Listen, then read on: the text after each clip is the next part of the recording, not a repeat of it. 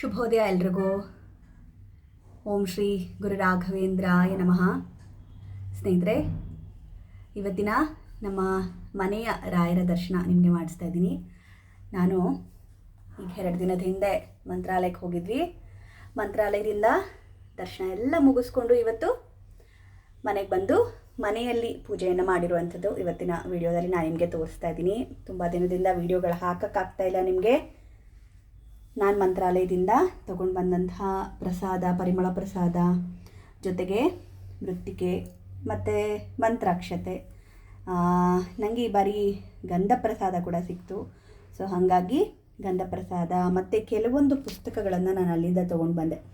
ಅಲ್ಲಿಂದ ನಾನು ಏನೇನನ್ನು ತೊಗೊಂಡು ಬಂದೆ ಅಲ್ವಾ, ಅದನ್ನೆಲ್ಲ ಕೂಡ ನಾನಿಟ್ಟು ಪೂಜೆಯನ್ನು ಮಾಡಿದ್ದೀನಿ ಇವತ್ತು.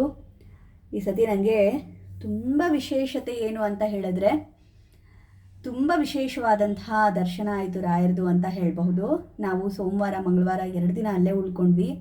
ಸೋಮವಾರ ದಶಮಿಯ ವಿಶೇಷ ಅನುಗ್ರಹ ರಾಯರಿಂದ, ಜೊತೆಗೆ ಪ್ರಬೋಧಿನಿ ಏಕಾದಶಿ ಎಂದು ಕೂಡ ನಾವು ರಾಯರ ಸನ್ನಿಧಾನದಲ್ಲೇ ಇದ್ದು ರಾಯರ ಪೂರ್ಣ ದರ್ಶನವನ್ನು ಪೂರ್ಣ ಬೃಂದಾವನ ದರ್ಶನವನ್ನು ನಾವು ಮಾಡಿಕೊಂಡ್ವಿ. ತುಂಬ ವಿಶೇಷವಾದಂತಹ ದರ್ಶನ ಅಂತ ಹೇಳಬಹುದು. ನಿಜವಾಗ್ಲೂ ನಾವು ಪುಣ್ಯವಂತರು ಅಂತಲೂ ಹೇಳಬಹುದು.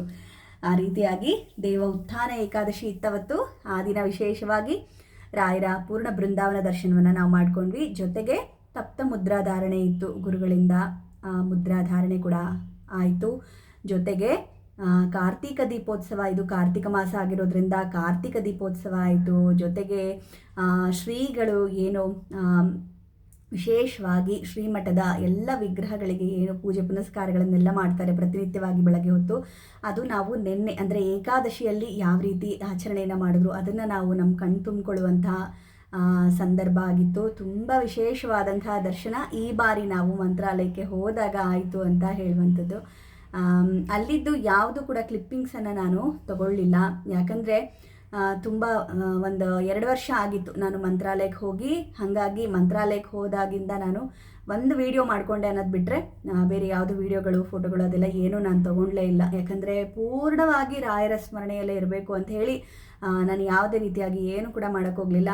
ಒಂದು ಸರಿ ಅಲ್ಲ ಅಂತ ಹೇಳಿ ಸುಮಾರು ಬಾರಿ ರಾಯರ ಒಂದು ದರ್ಶನವನ್ನು ಮಾಡ್ಕೊಂಡು ಬಂದ್ವಿ. ತುಂಬ ವಿಶೇಷತೆ ಅಂತ ಅನ್ನಿಸ್ತು ನನಗೆ ಈ ಸರಿ ಮಂತ್ರಾಲಯಕ್ಕೆ ಹೋಗಿ ಬಂದಿದ್ದು. ಯಾಕಂದರೆ ಈ ಬಾರಿ ನಾವು ಮಂತ್ರಾಲಯಕ್ಕೆ ಹೋಗಿದ್ದು ಸ್ವಲ್ಪ ವಿಶೇಷ ಅಂತಲೇ ನನಗೆ ಅನ್ನಿಸ್ತಾ ಇತ್ತು. ಯಾಕಂದರೆ ಕಳೆದ ಬಾರಿ ನಾವು ಮಂತ್ರಾಲಯಕ್ಕೆ ಹೋಗಿದ್ದಕ್ಕೂ ಈ ಬಾರಿ ನಾವು ಮಂತ್ರಾಲಯಕ್ಕೆ ಹೋಗಿದ್ದಕ್ಕೂ ತುಂಬ ವಿಶೇಷತೆ ಅಂತ ಹೇಳಬಹುದು ನನ್ನ ಜೀವನದಲ್ಲಿ. ಸೊ ಹಾಗಾಗಿ ಈ ಬಾರಿ ತುಂಬ ವಿಶೇಷವಾದಂತಹ ದರ್ಶನವನ್ನು, ರಾಯರ ದರ್ಶನವನ್ನು ನಾನು ಮಾಡ್ಕೊಂಡು ಬಂದೆ.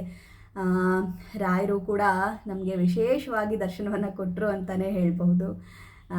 ತುಂಬ ಜನ ವಿಡಿಯೋದಲ್ಲಿ ಕೇಳ್ತಾ ಇರ್ತೀರ ಅಲ್ವಾ, ಕೆಲವೊಂದು ಸತಿ ಮೇಡಮ್ ಪೂಜೆಗಳನ್ನ ತೋರಿಸಿ ಅಂತ ಹೇಳಿ. ಆದರೆ ನನಗೆ ಪ್ರತಿನಿತ್ಯ ಪೂಜೆಗಳನ್ನ ತೋರ್ಸೋಕ್ಕೆ ಸಾಧ್ಯ ಆಗ್ತಾಯಿಲ್ಲ ಮತ್ತು ವೀಡಿಯೋಗಳನ್ನ ಮಾಡೋಕ್ಕಾಗ್ತಾಯಿಲ್ಲ.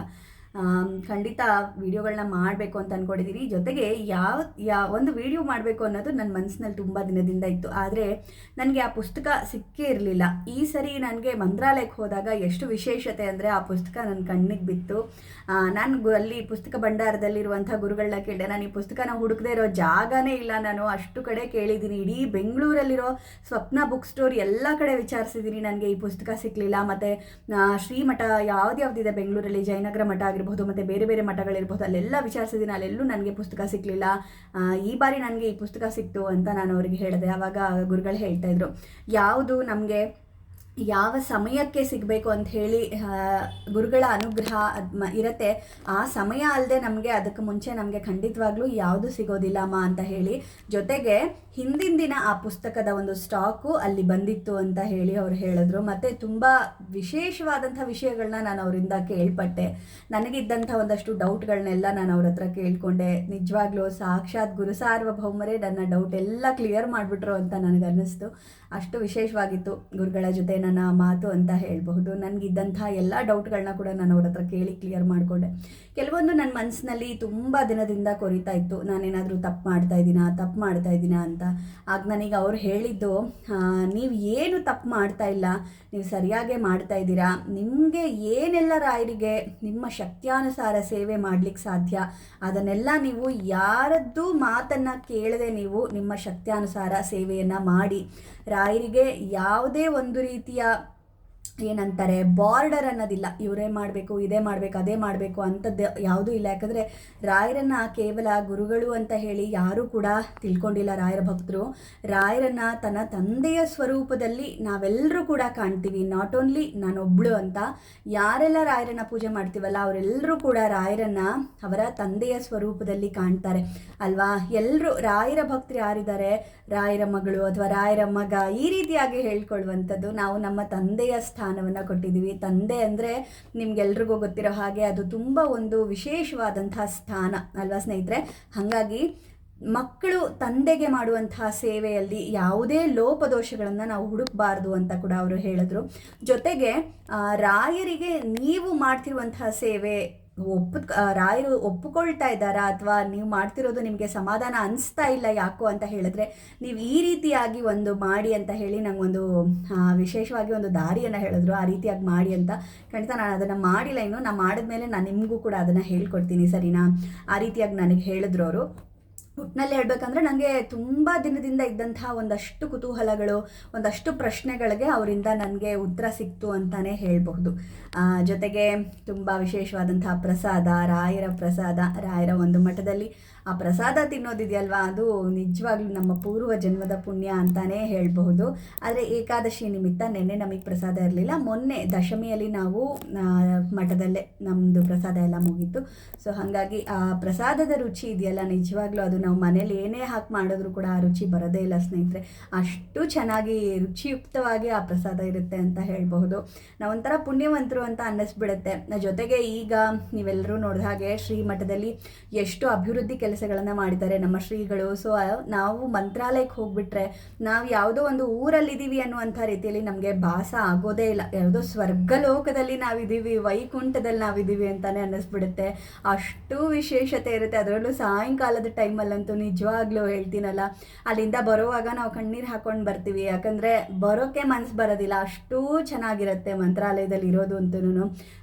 ಅಲ್ಲಿದ್ದಂಥ ಅಷ್ಟು ಸಮಯ ಕೂಡ ನಾನು ಯಾವುದೇ ರೀತಿ ವ್ಯರ್ಥ ಮಾಡದೆ ಗುರುಗಳ ದರ್ಶನ ಮತ್ತು ಗುರುಗಳ ಸೇವೆ. ಈ ಸತಿ ಪರಿಮಳ ಪ್ರಸಾದ ಪ್ಯಾಕಿಂಗ್ ಮಾಡೋ ಕೆಲಸದಲ್ಲೂ ಕೂಡ ನಾವು ನಮ್ಮನ್ನು ಸ್ವಲ್ಪ ತೊಡಗಿಸ್ಕೊಂಡ್ವಿ. ಮತ್ತು ಅಲ್ಲಿ ಹತ್ತಿ ಬತ್ತಿಗಳನ್ನು ಮಾಡುವಂಥ ಕೆಲಸದಲ್ಲಿ ನಮ್ಮನ್ನು ತೊಡಗಿಸ್ಕೊಂಡ್ವಿ ಅಂತ ಹೇಳ್ಬೋದು. ನಿಜವಾಗ್ಲೂ ತುಂಬ ಖುಷಿನೇ ಆಯಿತು ನನಗೆ ಈ ಸತಿಯ ಮಂತ್ರಾಲಯದ ಒಂದು ಪ್ರಯಾಣ ಅಂತ ಹೇಳ್ಬೋದು. ತುಂಬ ವಿಶೇಷವಾದಂತಹ ಸೇವೆಗಳನ್ನು ರಾಯರಿಗೆ ಮಾಡುವಂಥ ಮುಖಾಂತರ ದೀಪ ಸೇವೆ ಆಗಿರ್ಬೋದು, ರಥೋತ್ಸವ ಆಗಿರ್ಬೋದು, ಇದರಲ್ಲೆಲ್ಲ ನಾನು ಪಾಲ್ಗೊಂಡು ತುಂಬಾ ಖುಷಿಯಾದಂತಹ ಅನುಭವ ನನಗೆ ಈ ಸತಿ ಆಯಿತು ಅಂಥೇಳಿ. ನೀವುಗಳು ಯಾರ್ಯಾರೆಲ್ಲ ಮಂತ್ರಾಲಯಕ್ಕೆ ಹೋಗಬೇಕು ಅಂತ ಅಂದ್ಕೊಂಡಿದ್ದೀರಾ, ಶೀಘ್ರವಾಗಿ ನಿಮ್ಮೆಲ್ರಿಗೂ ಕೂಡ ರಾಯರ ಅನುಗ್ರಹವಾಗಲಿ. ನಾವು ಯಾವಾಗಲೂ ಹೇಳ್ತಾ ಇರ್ತೀವಲ್ವ, ನಾವು ಅವರನ್ನು ನೋಡಬೇಕು ಅಂತ ಅಂದ್ಕೊಳ್ಳೋದಕ್ಕಿಂತ ಹೆಚ್ಚಾಗಿ ಅವರು ನಮ್ಮನ್ನು ನೋಡಬೇಕು ಅಂತ ಹೇಳಿ ಅಂದ್ಕೋಬೇಕು. ಆವಾಗ ನಾವು ಅವರನ್ನು ನೋಡ್ಲಿಕ್ಕೆ ಸಾಧ್ಯ. ನಾವು ನೋಡಬೇಕು ಅಂತ ಹೇಳಿ ನಮ್ಮ ಹತ್ರ ಎಷ್ಟೇ ದುಡ್ಡಿದ್ರೂ ಕೂಡ ಸಾಧ್ಯ ಆಗೋದಿಲ್ಲ. ಯಾಕಂದರೆ ನಾನು ಸುಮಾರು 1 ವರ್ಷದಿಂದ ಟ್ರೈ ಮಾಡ್ತಾ ಇದ್ದೀನಿ, ಹೋಗಬೇಕು. ಒಂದು ಸತಿ ಅಂತೂ ಫುಲ್ ಪ್ಯಾಕಿಂಗ್ ಮಾಡಿಕೊಂಡು ಹೊರಟು ನಿಂತ್ಬಿಟ್ವಿ, ಆದರೂ ಕೂಡ ನಮಗೆ ಹೋಗೋಕ್ಕಾಗಲಿಲ್ಲ. ಸೊ ಹಾಗಾಗಿ ನಮ್ಗೆ ಯಾವಾಗ ದರ್ಶನ ಮಾಡುವಂತಹ ಸಮಯ ಬರುತ್ತಲ್ವ, ಅವಾಗಲೇ ನಮಗೆ ಆ ದರ್ಶನ ಭಾಗ್ಯ ಸಿಗೋದು. ನಮ್ಮ ಹತ್ರ ದುಡ್ಡಿದೆ, ಕಾರಿದೆ, ನಾವು ಇವಾಗ ಹೊರಟು ಬಿಡ್ಬೋದು, ಆ ಥರ ಎಲ್ಲ ನಾವು ಮನಸ್ಸಲ್ಲಿ ಅಂದ್ಕೊಂಡ್ರೆ ಖಂಡಿತವಾಗ್ಲೂ ನಮಗೆ ಹೋಗ್ಲಿಕ್ಕೆ ಸಾಧ್ಯ ಇಲ್ಲ.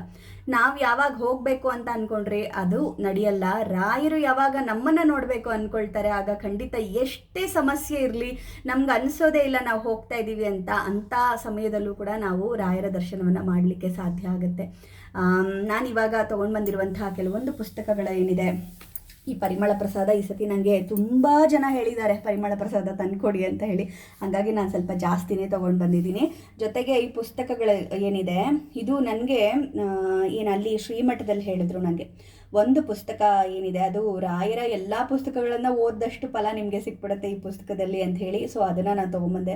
ಮತ್ತು ಇನ್ನೊಂದು ನಾನು ಹೇಳಿದ್ನಲ್ಲ ನಿಮಗೆ, ತುಂಬ ವರ್ಷದಿಂದ ನಾನು ಹುಡುಕ್ತಾ ಇದ್ದೆ ರಾಘವೇಂದ್ರ ವಿಜಯ ಅಂತ ಹೇಳಿ.